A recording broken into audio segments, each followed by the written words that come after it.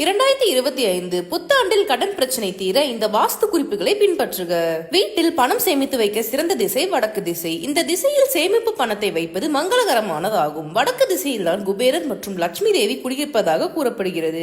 எனவே இந்த திசையில் பணத்தை சேமித்து வைப்பது பண பிரச்சனைகளை குறைப்பதோடு கடன் தொல்லையில் இருந்தும் விடுவிக்கும். லட்சுமி மற்றும் குபேரர் வழிபாடு. வாஸ்துபடி வடக்கு திசையில் லட்சுமி தேவி மற்றும் குபேரர் சிலை அல்லது படத்தை வைத்து வழிபட்டு வந்தால் நல்ல நிதி நிலைமை உண்டாகும். காலை மற்றும் மாலையில் தீபம் ஏற்றி வழிபட வேண்டும். இந்த வழிபாட்டினால் நிதி ஆதாயம் கிடைத்து குடும்பத்தில் அமைதி பெருகும். அரசமர வழிபாடு.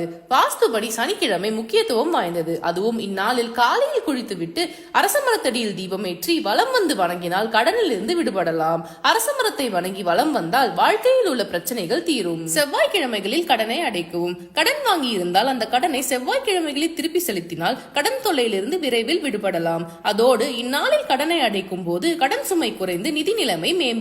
இந்த வாஸ்து குறிப்புகளை பின்பற்றி இனி வரும் ஆண்டுகளில் வளமான வாழ்வு பெறுங்கள். இனிய புத்தாண்டு நல்வாழ்த்துக்கள்.